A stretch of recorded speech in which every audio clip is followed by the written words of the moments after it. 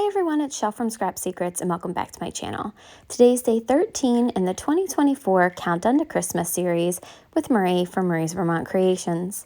Our technique for today is easy to mass produce cards, and we are going to be making 6 cards in this video.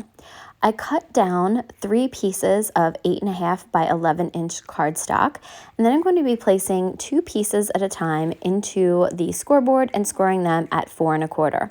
I could have done the scoring before I cut them down on the 11 inch side to 5.5 inches, but I chose to cut them down and then score them. It does not matter which way you do it, but this is just the way I decided to do it. So after all 6 of these pieces are scored, I'm going to go ahead and take my bone folder, fold all of the pieces over, and then use that bone folder to burnish the card bases, the fold in the card bases. Batching is the easiest way I've found when you're mass producing because you do one step at a time and then move on to the next step on all of the cards. So once these are all done, I will stack them all up and then go ahead and burnish all of the score marks. And then I'm going to decide what I want to do. I had cut down backgrounds to 4 by 5 1/4, and I didn't know if I was just going to leave the border around the outside or put a little bit of red there. That pop of red really brings out the berries in that. So I like to bring out a color that's not very prominent in the background to kind of give it a little bit of just a pop of color. So I cut down those pieces to be an 1/8 of an inch larger than these pieces of pattern paper. So I had cut them down to 4 because this was originally a 12 by 12. So cutting them down to 4 gives me 3 strips so I could get 6 backgrounds out of the whole thing. For some reason, I could not line this one up. It just was not working. It took me a while. I actually ended up flipping it over and just starting over on the back side of it. I don't know what was wrong, but it just would not work.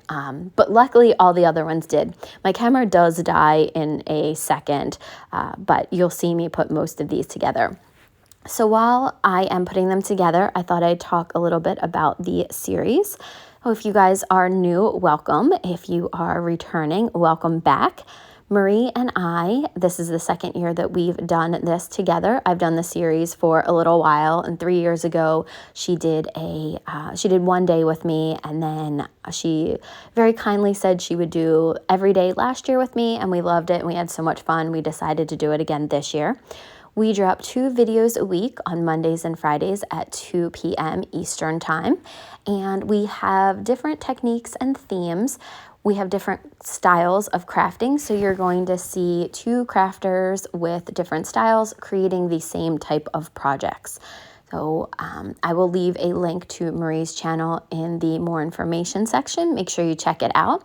If you have not had a chance, make sure you check out the intro video because it tells you all about the series. It also tells you about the giveaways, what you have to do to be entered into them.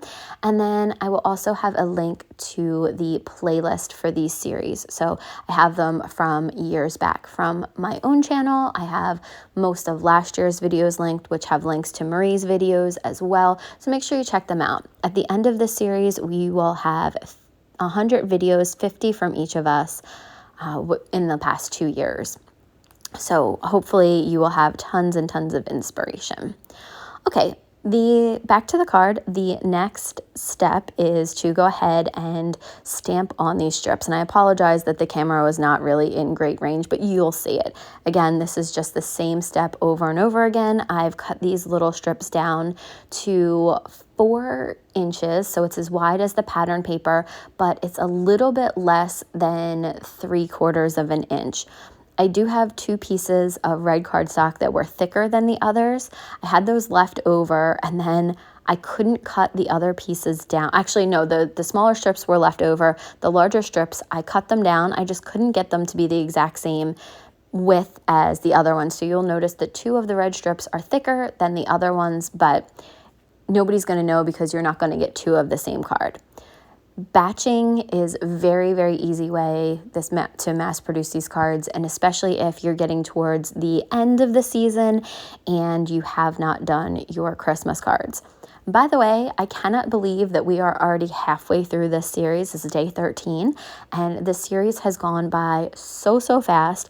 I feel like there's just so much of the series that we still have left to do, but somehow it feels like it was just day one the other day. I'm loving this series. I hope that you guys are as well. Marie and I have loved doing this and loved coming up with a bunch of different ideas. She and I put a bunch of ideas on an email back and forth to each other.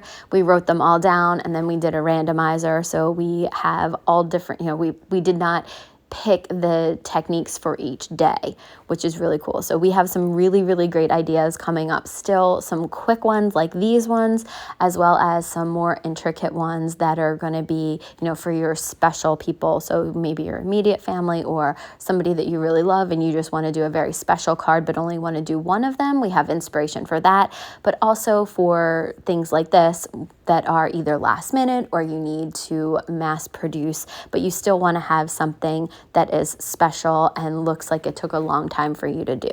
Oh, I love using paper packs to do this. That's where this background is from. So you can very easily do the same type of technique. Also, when you see what I do with these sentiments, you can kind of change it up a little bit, which is another thing I love about mass producing. You don't have to make them the exact same for every single time.